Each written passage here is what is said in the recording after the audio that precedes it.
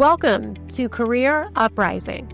I'm your host, Lorraine, a career and executive coach dedicated to helping clients who are 40 plus to break free from feeling stuck and transform into the unstoppable force you're destined to become. Let's start the uprising. Hey, everybody. Welcome to Career Uprising. This is episode 185, Clocking Out, Making a Stress-Free Career Change with Raymond Lee. And I'm your host, Lorraine. So before we dive into a fantastic interview today, please take a moment to rate and review the show on Apple and hit the follow button. There will be more episodes to come. And you can find the archive, as always, at careeruprising.com/podcast. So I have another wonderful guest. This year, we have done so many guest interviews, I think more than any other year. It's been pretty cool here in 2025. Lots of great minds and great talent here in the studio. We have Raymond Lee, the founder and CEO of Careerminds, a technology-enabled virtual outplacement and retirement coaching company launched in 2008. And Raymond has extensive experience in human resources, outplacement, career consulting, and much, much more. And he's also the author of a book that we're going to talk about a little bit as well called Clocking Out, a Stress-Free Guide to Career Transitions, and he has a podcast of his own as well. So you're going to get to hear from Raymond. We're going to talk about a lot of different things, kind of the state of the market and HR, outplacement, layoffs, all the things that are happening out there right now in the working world. And so I think it's going to be a fantastic conversation. So thanks for making the time and welcome to the show, Raymond. Thank you, Lorraine. It's great to be here. Appreciate it. Yeah, absolutely. I know you're a busy man with your own things going on out there. So thank you so much for carving out a little bit of time today and to talk to us. So I think that the best thing would be, let's just start with the basics. Tell us a little bit about your background and how you got into doing the work that you're doing today. Oh, thank you. So as you mentioned earlier, I am a lifer in HR. I grew up in human resources, worked in the industry for almost 20 years before launching Careerminds. And I have to say, that was the first clocking out moment, which ultimately led me to writing the book. But essentially decided to leave the corporate world and step into entrepreneurship and start something new. Mm-hmm. Tell me more about what is, I love what you just said, a clocking out moment. What does that mean to you? Well, it means for me personally, I was living in a job that just wasn't bringing me fulfillment. I was going into work 40 hours a week, and I felt like I just wasn't adding value to myself and my career. And I often dreamt about what career fulfillment would look like. And, the clocking out for me was really making the choice to take a risk and lean into something that, was very scary. And I really didn't necessarily know what the outcome was going to be. So it was legitimately just leaving my job and starting something new. And, when you think about clocking out, the idea at the end of a day, you're punching a time card and you're clocking out of a shift. Well, this is essentially clocking out of your career and changing, completely pivoting and going into a new direction. Mm-hmm. Well, by that definition, I have had a few of those moments myself. Absolutely.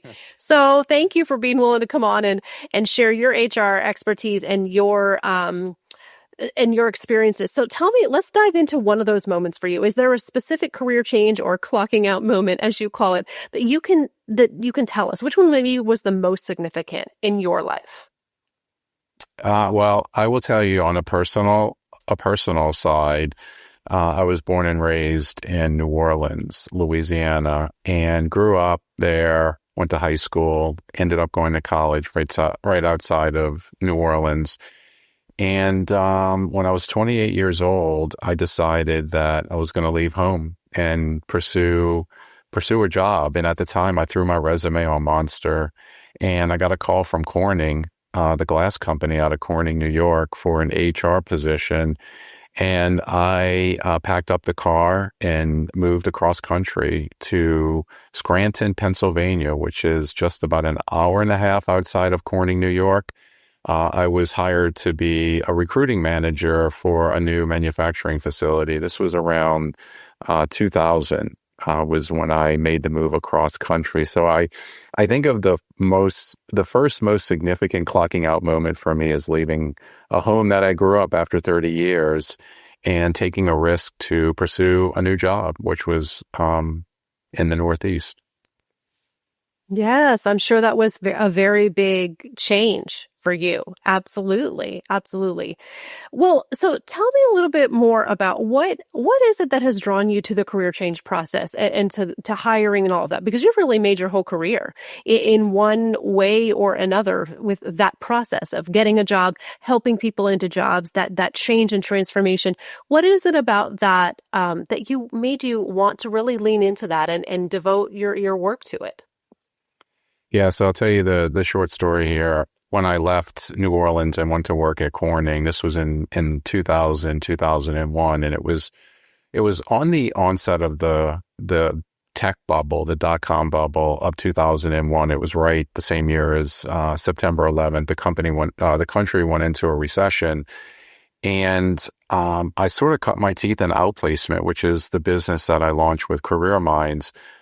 We actually did outplacement internally. So we had thousands of layoffs, and we helped a lot of people transition into new jobs that are being laid off. And so kind of fast forwarding it to the next recession of 2007, 2008, I saw an opportunity to deliver outplacement in a very different way. So at the time in 2000, it was a brick and mortar model where you'd go into an office and meet face to face.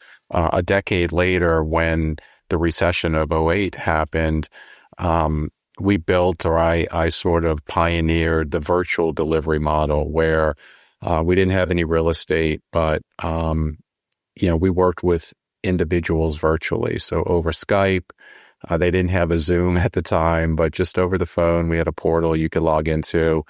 And so we built Careerminds, which is the company I launched in 2008. And so it's a field that I've always had a passion around, because I just personally get a lot of fulfillment out of seeing someone who is at a low point in their life. They've been impacted by a layoff. They're not sure what they're going to do. And so helping lift them up and really building their confidence again and helping them land in that dream job is something that, really always motivated me. Hmm. I can relate as well. We have a lot in common. Absolutely. I mean, am in HR and have been in it for a long time. It was also my chosen career. And, so, it's very, very similar there, and now it's interesting, as doing career coaching, you're kind of on the other side of that equation, in terms of the layoffs and everything. And there's so much of that happening, especially right now, in 2025. And I actually just read an article today calling people job huggers, because everyone's kind of hugging and staying in their jobs because hiring is down. And it's very difficult for those who've been laid off right now to find work. It's taking a very long time. Given your experience with this process with outplacement, career coaching, and your own career changes, what advice would you give someone today who's facing a layoff and looking for work? What's maybe one or two pieces of advice that you would give that person listening? Mm. Yeah, there's so many things It's to a big offer. one. It's a big question. Yeah, yeah, it is. And I think that individuals who are at risk, where you feel like you're at risk for some reason or another, I think making an investment in yourself, skill building, but also thinking about your transferable skills and how you could leverage your experience to work in multiple industries. Right now, with AI, there's so much disruption in terms of business processes and how work's getting done. And so you don't want to wait for something to happen to you. You need to be proactive and really evaluate what are the skills of the future in your industry and in your line of work, how those are changing, and then what can you do to invest in yourself so that you're staying ahead of the curve. Hmm. Yes, I agree. Being proactive is rewarded in a job search and necessary. Absolutely. 100%. Now you have a body of work out there yourself.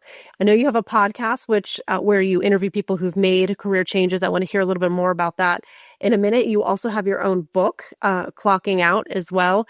I noticed in the beginning of your book, you have four kind of success principles: choice, mindset, agility, and trust. And I think you weave those kind of throughout the book. Tell me a little bit more about those. How did you select those? What role do they play in this process? Walk us through those principles. Yeah, I appreciate that. Um, so choice, which is the first one you mentioned, is action. And the other three, mindset, agility, and trust, are behaviors. And, when you think about your own life and the choices that you as an individual can make, it could be as simple as what time you get out of bed in the morning to what kind of work you want to do. And so we as individuals can make choices every day. And so choice is very intentional. And that's what it starts with. You have to be intentional about the choices that you make. And then ultimately the behaviors that come after that. Number one is mindset, just recognizing that the choices that you make for many people are going to be risky choices, whether you're contemplating a career change or leaving your company for something more fulfilling. You have to recognize or it could even be a new business, but you have to recognize that mindset, that growth mindset, is your ability to recognize that taking risks ultimately may feel uncomfortable, but you're going to learn from them. You're going to make mistakes. The agility is your ability to pivot. So if something's not working right, whether you're looking for a job or you're starting a new business, you have to be open to adapting to change and seeing the warning signs of it's time to make a pivot. And then finally, trusting the process. This is the one that I personally love, but it's also the one that's the hardest, I feel like, to adopt, because trusting the process ultimately means the choice that you make, whether it's a small choice to a big choice, for the most part, you're not going to know what the outcome is going to be. When I started Careerminds in 2008, we really just started, one phone call at a time, convincing companies to go with a very different approach to outplacement. It took 12 years later in a pandemic to legitimately put Careerminds on the map. And so if you were to ask me 12 years ago when I started the business, what was going to be the single event that would put you on the map, I would have said, oh, it's raising venture capital. But it wasn't. It was a global pandemic that change the way our delivery model occurs. And so we were able to capitalize on that. But the point is trust the process. Trust that the choice that you make, if you have a growth mindset, you're willing to pivot when necessary, that ultimately the end result is going to be beyond what you ever expected from the beginning. Mm. I love that. And it's interesting that, what I find as somebody who coaches people through this as well, I'm sure maybe you can concur. When people think about the onset of this process, they have to they're laid off or even if they're not, they're just looking for another job or want to change careers. The first thing they often reach for is the resume or the LinkedIn, right? Or brushing up on my interview tips. And those things are all important, but they're surface level, right? None of those things are what you've laid out here. The choice, the mindset, the agility, the trust. Those are all some of those more intangible things, but they're the most important. I believe those are the foundation for making a change, because we oftentimes, if we don't do that introspection and look at those things, we won't necessarily end up somewhere any better than where we just came from. So I just appreciate that that's where you started your book, right? In the career change process, it's the mindset. It's all of those kind of that self-inventory. Those are the things that I think get overlooked in this process the most, but they're actually the foundation for making a career change, if you would agree. Yeah, I totally agree. Yeah. I appreciate that. Yeah, absolutely. So tell me what made you want to put this into a book? How did that come about? And I know you have a lot of stories from people in here. Tell me a little bit about how this all kind of came together. Sure. Yeah, I was sitting in my office one day and this random phone call came to my cell phone. And I don't know about you, but I never answer my cell phone, if I don't I see the don't name either. pop up. Um, and, and so this, random person called and left a voice message, and it was the book editor or book publisher at SHRM, the Society for Human Resource Management, which I've, been a career-long member of. And they were reaching out to explore my interest in writing a book around career transition and career fulfillment. And when I got the message, I have to be honest, my initial reaction was, oh, you have the wrong number. You probably are trying to contact someone else. Because I'm like, why in the world would anyone ever reach out to me? And so I called her back, and she was, one of the main, publishing people at SHRM. And, they've been following my work. I spoke at conferences, and they kind of viewed me after over a decade of doing this work as someone who had, kind of authority in this space. And so that's when the journey began. It was probably around 2018 that I started the process. And the book is essentially my story. It's also dedicated to my mom, who had her own clocking out moment.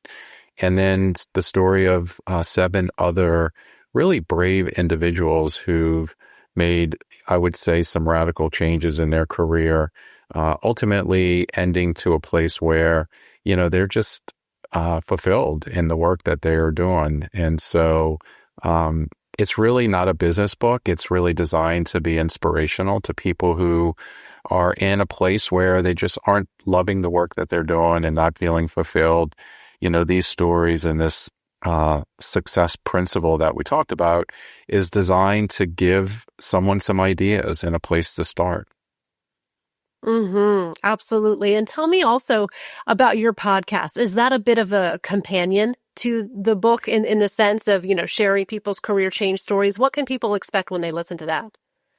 It is very similar, Lorraine. It's stories of individuals, but they're like this. They're live conversations of people who have made a clocking out moment. They have worked in a job or a situation where they just weren't feeling fulfilled. And it could be someone who worked as an attorney for 20 years, went to law school, did all the things, and got to a place where they were sitting in the parking lot, in their office in pouring rain on a Friday afternoon at 5 o'clock with an hour drive heading home, and just absolutely broke down in tears and said, I'm not going back on Monday. And this is the moment. And these are very scary situations where people are making decisions to go into a career or make a career pivot that is more fulfilling. And so that's a dramatic example of a story that you'll listen to, but it's stories like that. And these are people who maybe due to an illness or a family circumstance or COVID that, was sort of that moment where, they woke up and they said, life's short and I am going to do something radically different. So the podcasts are stories of those people, and they're essentially relatable stories that serve as lessons to anyone who's in that spot and they're thinking about making a change. These are people from all over the world, all kinds of different careers. So I feel like, there's a story for everyone who's interested.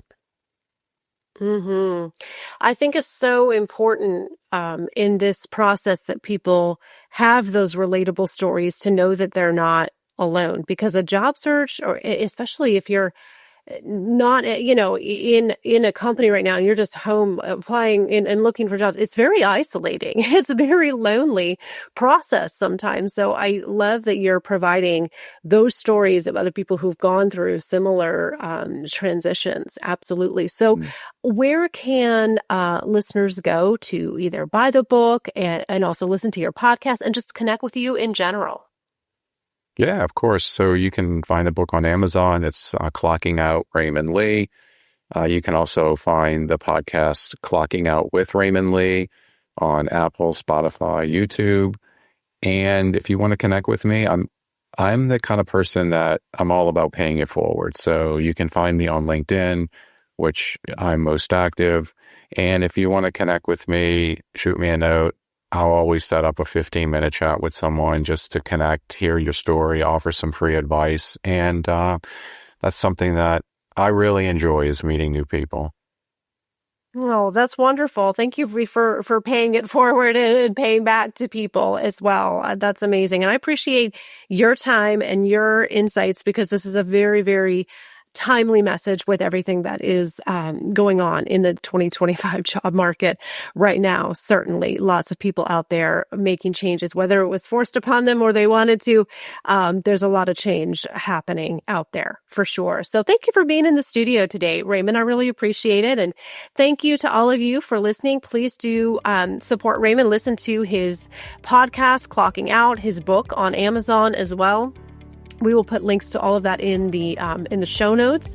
And we will also be back very soon with another episode. We're still going strong in 2025. So thank you all for listening, and thank you for being here, Raymond. Appreciate it. Thanks. Thank you, Lorraine. Have a great day. All right. Take care.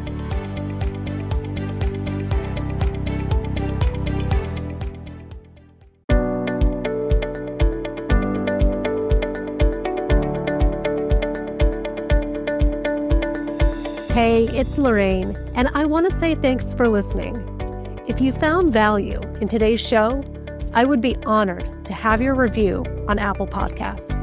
It's the single best way to help this show be found by other listeners, and you'll earn some good karma.